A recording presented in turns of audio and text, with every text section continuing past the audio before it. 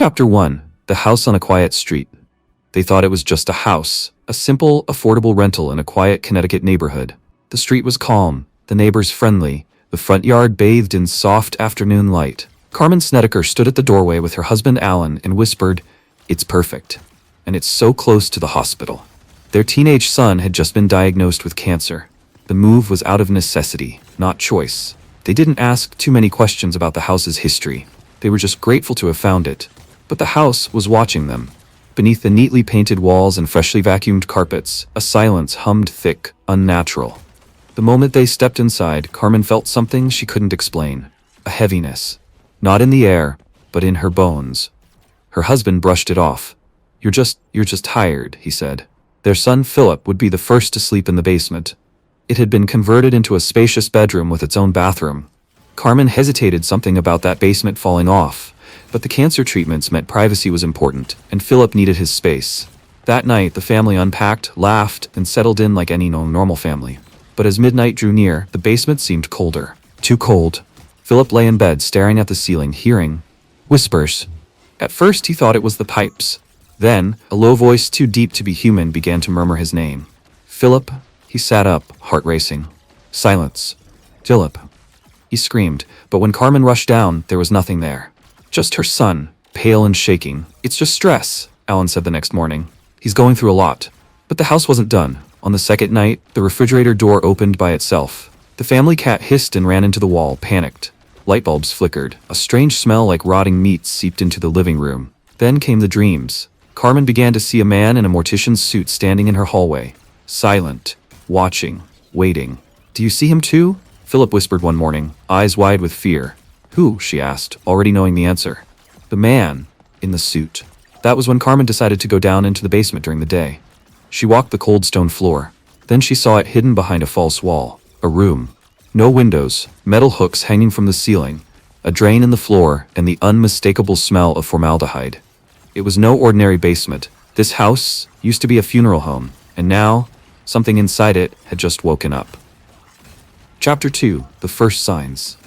At first, Carmen tried to ignore the strange things happening in the house. She told herself it was stress, the move, her son's illness, the mounting hospital bills. Her mind had to be playing tricks on her. But denial didn't last long. One afternoon, while vacuuming the living room, she heard a faint sound, like humming. A soft lullaby, the kind you'd sing to a child. But it wasn't coming from any room she recognized. She followed the sound to the hallway, then to the stairwell, and finally, to the basement door. The humming stopped the moment she touched the doorknob. She stood there, frozen, listening to silence, then knocking. From the inside, 3 slow, deliberate knocks. She backed away, heart racing, unsure if she should scream or pray.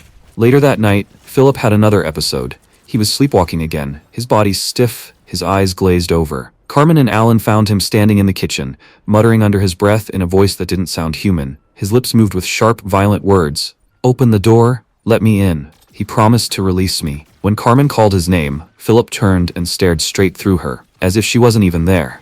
Then he collapsed. They took him to the hospital the next morning, thinking it was a side effect from chemotherapy. But the doctors found nothing unusual. "Just stress," they said again. Hallucinations are common in cases like his. But Carmen didn't believe that anymore. The next day, while unpacking boxes in the basement laundry area, she noticed something strange about the walls. Beneath the pale yellow paint, there were deep seams like panels that had been hastily sealed. When she tapped on them, they echoed hollow.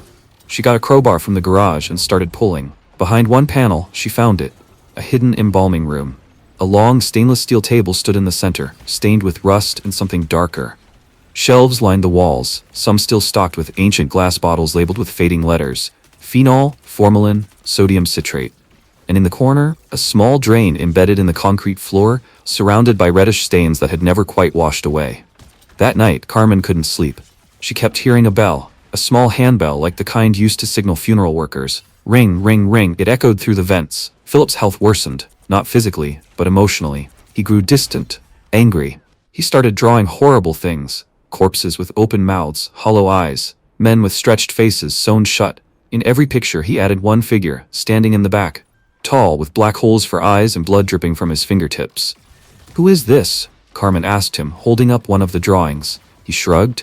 "He watches me when I sleep." That was the first time she heard the name. "He calls himself Ramaya." Alan grew irritated. He didn't believe any of it. "This is nonsense," he shouted one night after Carmen tried to convince him the house was dangerous. "We have real problems to deal with. Our son has cancer, Carmen. We can't afford ghost stories." But that same night, Alan woke up to the sound of furniture dragging across the living room floor. When he rushed out, everything was still. But the crucifix that had hung on the wall above the couch was now upside down, and written in charcoal on the wall were the words, "My house, my body, my blood." Alan never mentioned it again. The days that followed blurred into a nightmare. The television would turn on by itself, always to static. Carmen swore she saw faces in the fuzz. One day, the shower turned on by itself and filled the room with the stench of rot. She opened the curtain, and for a split second she saw a dead woman lying in the tub, her skin gray, her mouth stretched into a scream. But when she blinked, she was gone.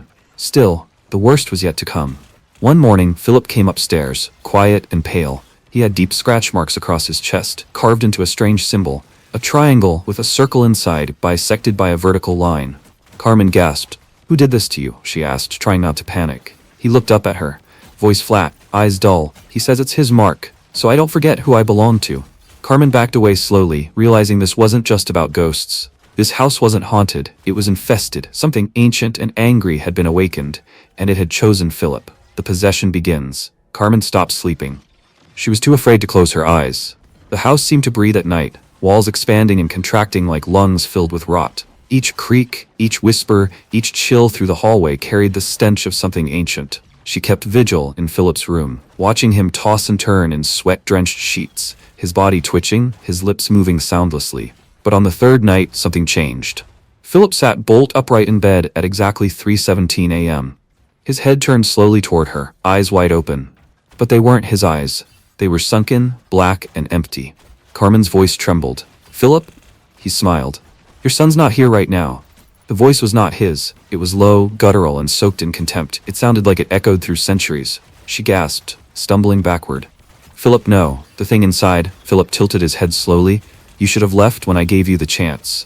Then he collapsed, unconscious, like a puppet whose strings had been cut. The next morning, Carmen begged Alan to bring in a priest. But Alan shook his head. "Carmen, this is a mental illness, not demons. We need a therapist, not holy water." But Carmen had already made the call. Father Kent arrived later that afternoon. He walked through the house slowly, murmuring prayers under his breath. When he entered the basement, he stopped mid-sentence, eyes fixed on the wall. There, scrawled in deep, dark red, were dozens of Latin inscriptions, words of torment, phrases about blood sacrifice, names, hundreds of names, most of them crossed out violently. All except one. Philip A. Snedeker. The priest turned to Carmen. "I need to speak with the bishop." But they didn't have time to wait. That night, the transformation began. Philip screamed himself awake, clawing at his own skin. When Carmen and Alan rushed in, he was standing in the middle of the room, his body arched backward in an impossible pose, eyes rolled so far back they were nothing but white. They held him down. He was strong, too strong for a child weakened by cancer.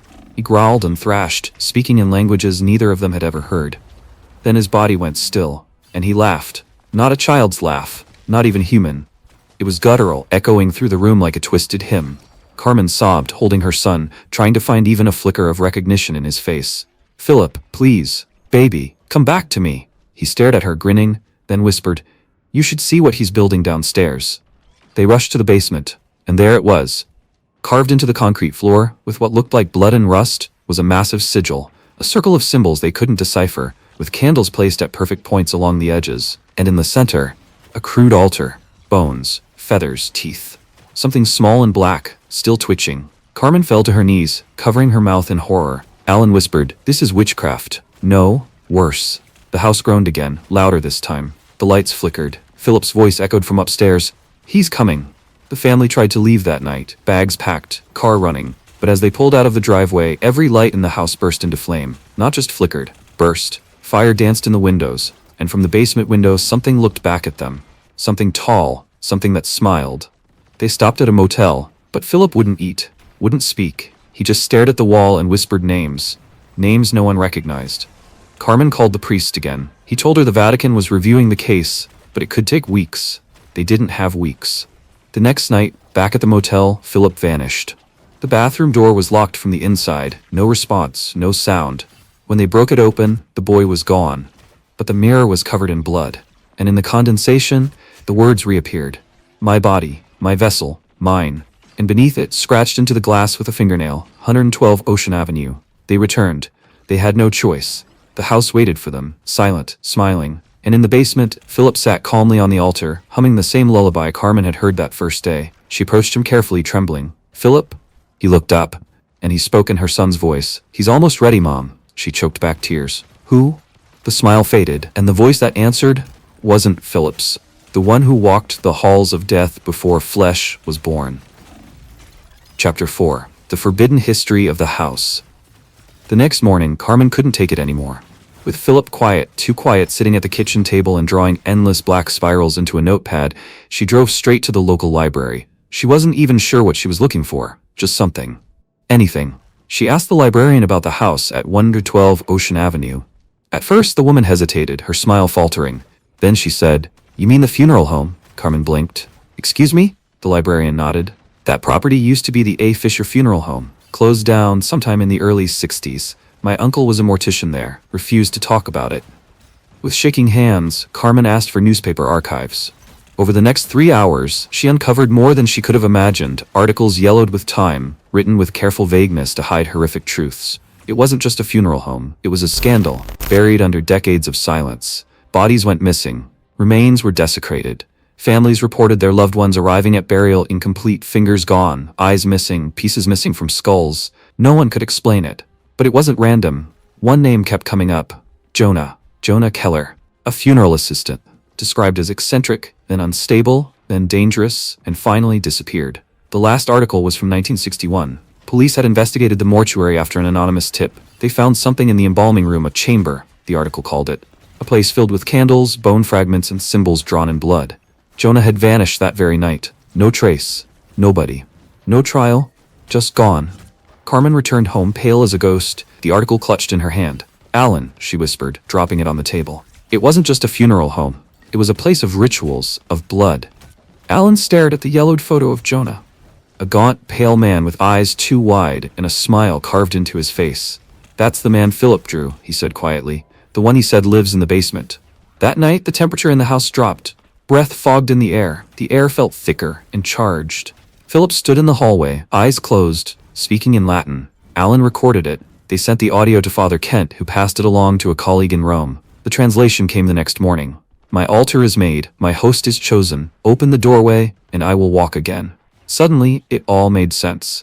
Jonah had never left. He hadn't just performed rituals, he had opened something that never closed. And now, Philip was the key. That evening, they searched the house, every wall, every crevice. Behind a wooden panel in the basement, they found a hidden room. Stale air escaped like a gasp when Alan pulled it open. Inside was darkness, thick enough to taste. A small stone table sat in the center, stained and cracked, with black candles melted into the corners. Carved on the back wall were 5 words, ancient and jagged. Asinus per ossa mortis. They rise through the bones of death. Carmen turned to Alan, her voice breaking. "He's not just trying to possess Philip, he's trying to come back." Suddenly, the candles flared to life on their own, and from the darkness behind the altar, something moved. Something tall, something grinning. But too late. The figure retreated into the dark, but its presence clung to the basement like smoke. Carmen and Alan slammed the door, panting, their hearts thundering in sync. Upstairs, Philip sat at the kitchen table, humming a low, eerie tune, while tracing symbols into the wooden surface with his fingernail. Deep, jagged spirals, over and over again. Carmen's voice trembled. "He's gone. But only for now." Alan checked his phone. The priest hadn't replied yet. The air felt heavier by the second. Every creak of the house sounded deliberate, like footsteps just behind the wall. Finally, a call came through. Father Kent's voice was terse. "I'm coming now. Don't let the boy out of your sight. Do not let him speak to it." By nightfall, the priest had arrived. He was older than they expected, dressed in black robes with a silver crucifix, so large it clinked softly when he walked. His eyes were sunken, but sharp like someone who had looked into the abyss, and the abyss looked back. He barely offered a greeting. "Where's the child?" Philip sat still, in the living room, rocking, slowly, whispering to someone invisible. When he saw the priest, He hissed like a feral animal. Father Kent didn't flinch. He took out a vial of holy water, flicked it in Philip's direction. Philip screamed. His skin bubbled where the drops landed. Not burned, boiled. Then he laughed, but not with a child's voice. It was layered, as though several mouths laughed through him at once. "I know you, Triest," the voice growled. "You've lost before." Alan stepped back. "What is that thing?" Father Kent answered flatly. "Not a demon. Not in the traditional sense. It's more human than that. A human soul that chose darkness, that crafted it." He pointed to Philip. "Jonah Keller didn't just die in this house.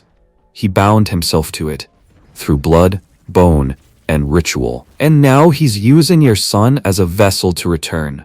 Carmen couldn't stop shaking. "Can you stop him?" The priest hesitated. "I don't know." The ritual began at 11:03 p.m. They placed Philip inside a ring of salt, surrounded by candles, crucifixes, mirrors, and bowls of water. The priest began the rite, his Latin prayer echoing off the walls. Carmen knelt beside her son, tears streaking her cheeks, whispering his name over and over like a chant. But Philip didn't hear her. His body convulsed, his back arched, his hands twisted unnaturally. The house reacted. Walls bled dark liquid. A painting flew across the room and shattered. One by one, candles flickered, then flared into tall blue flames. Then the voice returned. "You cannot unmake what has already crossed," it hissed. "The gate is open." The blood was paid. The floor beneath the salt ring cracked, hairline fractures forming a web beneath Philip. The boy floated 6 inches off the ground. His head lolled backward. Then came the scream. It wasn't his voice. It wasn't even human. It was ancient. Glass shattered in the kitchen. The mirror in the hallway exploded. Carmen screamed and covered her ears. Alan was on his knees, vomiting. Father Kent shouted louder, holy water flying from his hand. "I command you, exorcizo te, spiritus immunde." Philip's body dropped. Silence. For a moment, they thought it was over. Then 3 slow claps came from the hallway. They turned. A tall man stood in the doorway, half in shadow. Sin, smiling, in a funeral suit soaked in blood. His voice was calm. "That won't work anymore, Father." Father Kent froze. "No." The man stepped forward, his form now solid. Carmen whispered, "That's him. That's Jonah." Jonah's eyes were pure black.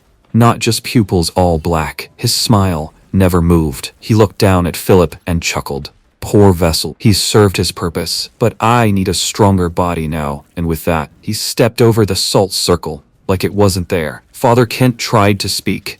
Jonah simply raised a hand, and the priest flew across the room, hitting the wall with a sickening crack. Alan rushed forward. Jonah flicked 2 fingers. Alan screamed, dropped to the ground, clutching his head as blood dripped from his ears. Carmen stood alone, face to face with the thing that had haunted their house, and now walked in flesh. Jonah leaned in close. "Do you know how many families screamed in these walls before you? How many souls I bled dry beneath your feet?" Carmen whispered. "What do you want?" Jonah's grin widened. "I want what's mine, and I'm not alone."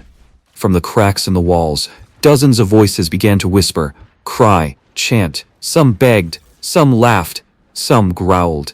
Carmen fell to her knees, cradling Philip, who was cold, but breathing.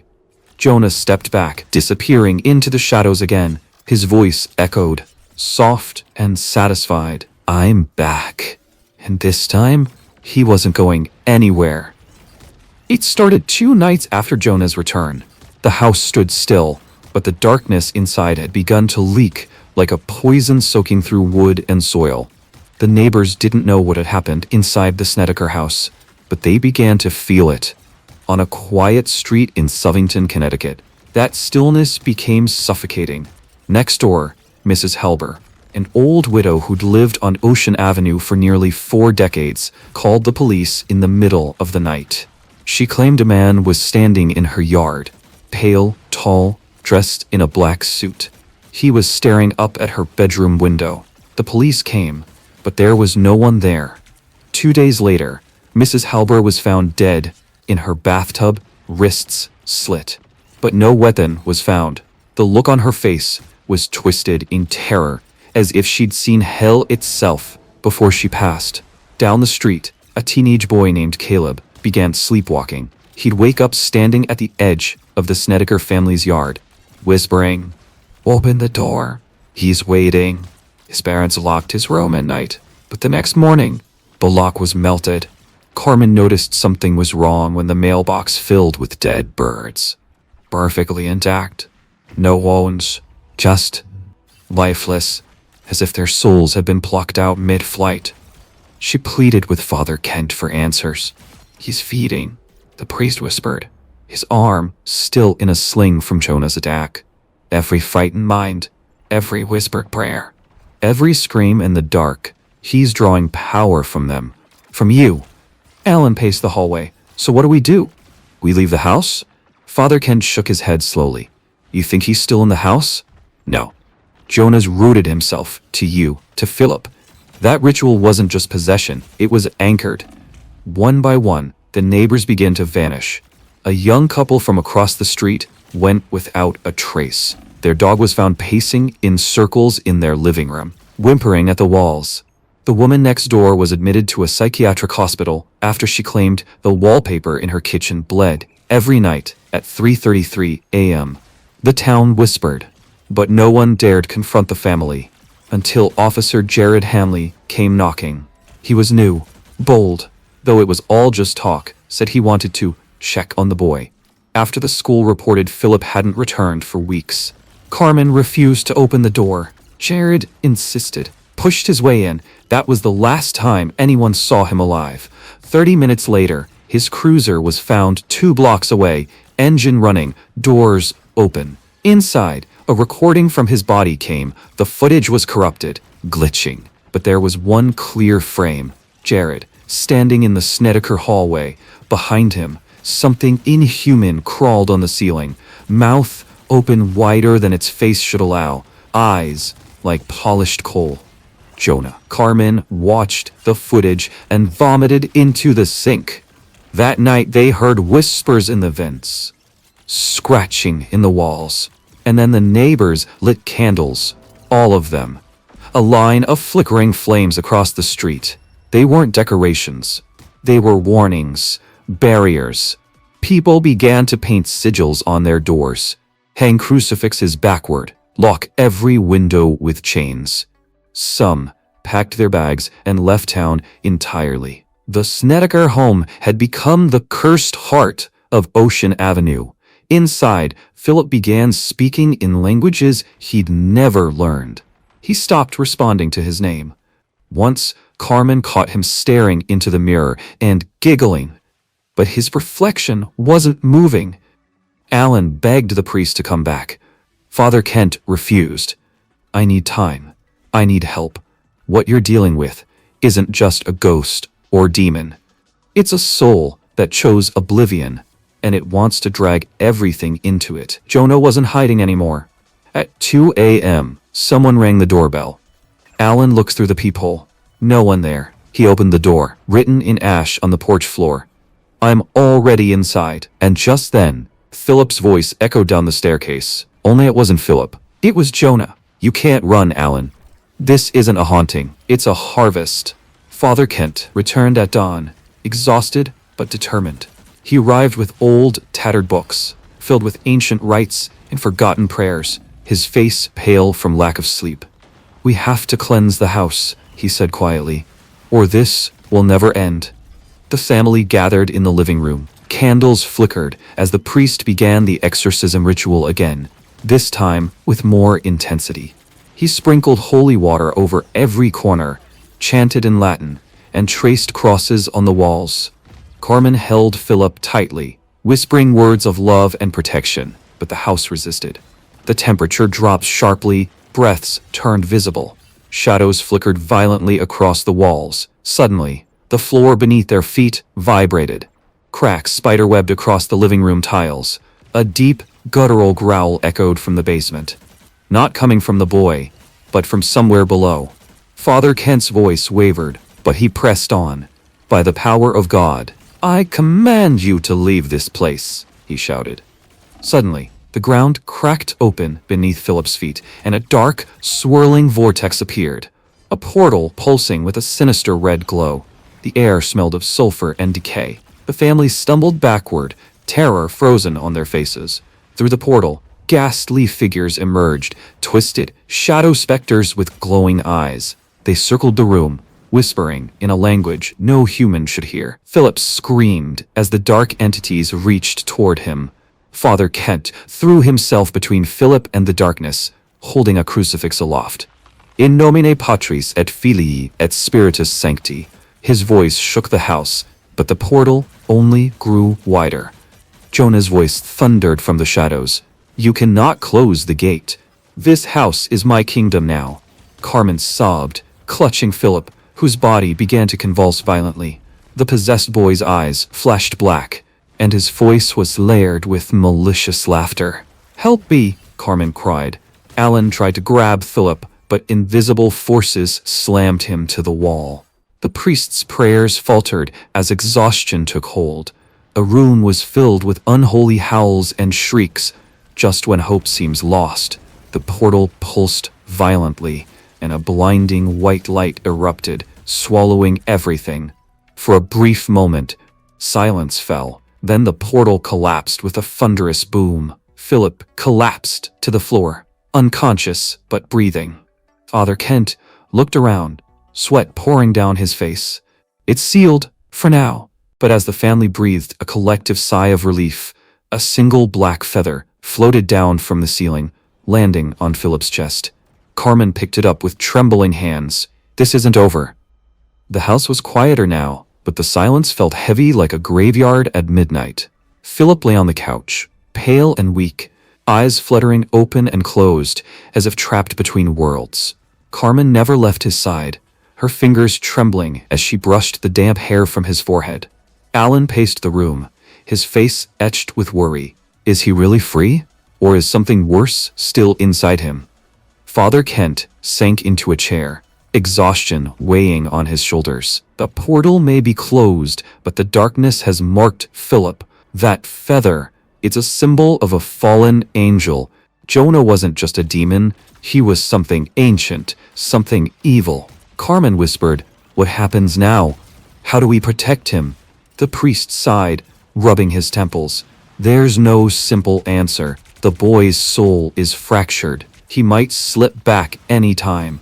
We need to watch him every moment.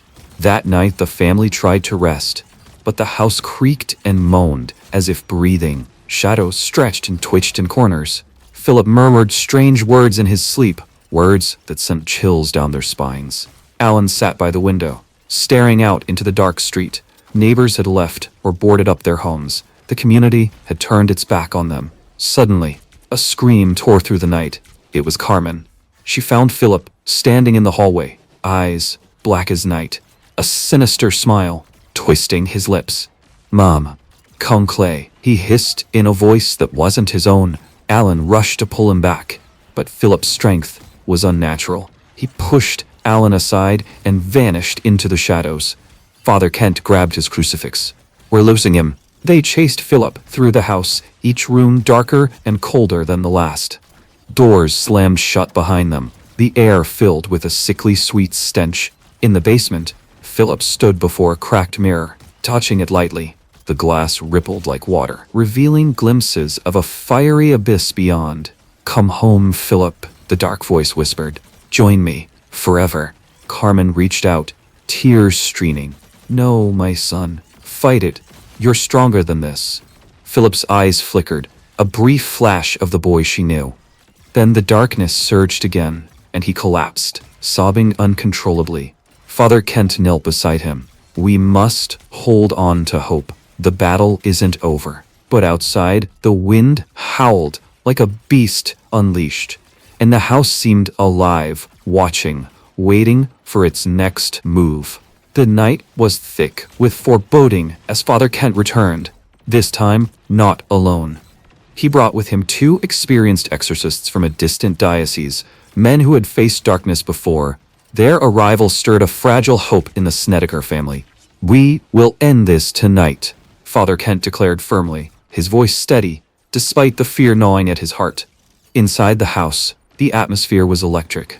Shadows danced violently along the walls, whispers grew into anguished screams, and the air was charged with malevolent energy. Philip sat motionless in the center of the living room, eyes closed, his body trembling with unseen torment. Father Kent began the ritual again, chanting ancient prayers, his voice resonating through the space like a beacon. The exorcists joined in, their voices weaving a powerful tapestry of faith and defiance. Suddenly, Philip's body arched unnaturally, eyes snapping open, pitch black and void of humanity. His voice echoed, layered with 1,000 anguished souls. "You cannot save him. He belongs to me now." Alan and Carmen gripped each other's hands tightly, tears streaming down their faces. The possessed boy lunged forward, but a wall of holy water flared around him, halting his advance. The exorcists sprinkled salt and blessed oil, reciting binding prayers that seemed to slow the dark force inside Philip. Father Kent raised a crucifix, shouting, "In the name of the Father, the Son, and the Holy Spirit, I command you to leave this child." The room shook violently, pictures fell, windows cracked, and a deafening roar filled the air. A terrifying figure materialized, a monstrous shadow with glowing red eyes and twisted limbs. It was Jonah, the dark entity that had plagued the house and the family. "You cannot banish me," the demon hissed. "This soul is mine to claim." The exorcists pushed forward, their prayers intensifying. Philip screamed, a sound of pure agony and desperation. For a moment, the blackness seemed to fight back fiercely, but gradually, light pierced the darkness. Philip's eyes shifted, flickering from black to their soft brown hue. The demon's form began to waver, shrinking, losing power. Father Kent spoke louder. "Your hold is broken. Release this child now." With a final, agonized scream, Jonah vanished into a burst of light. The house fell silent. Philip collapsed into his mother's arms, sobbing quietly. Carmen whispered, "You're safe now, my son. You're safe."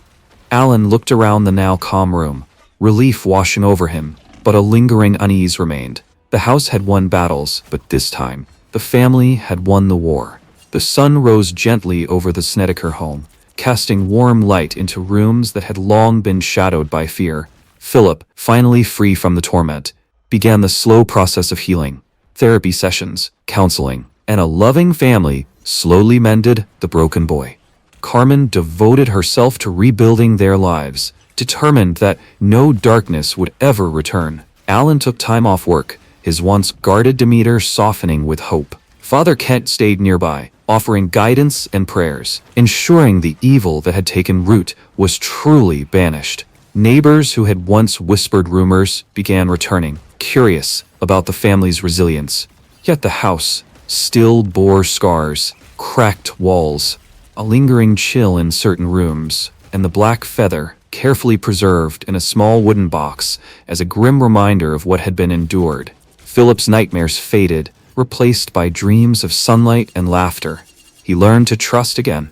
One evening, as the family sat together, Carmen said softly, "We survived the darkness, and we will keep fighting together." Alan nodded, adding, "Our story is a warning and a testament. Evil can be confronted and overcome." Father Kent smiled. Faith and love are the strongest weapons. The Snedeker family emerged from the shadows, their bond forged in fire and unbreakable. Did you enjoy this content? Share your thoughts in the comments below. Support us with a like and subscribe so our channel can reach more people. Thanks for watching until the end.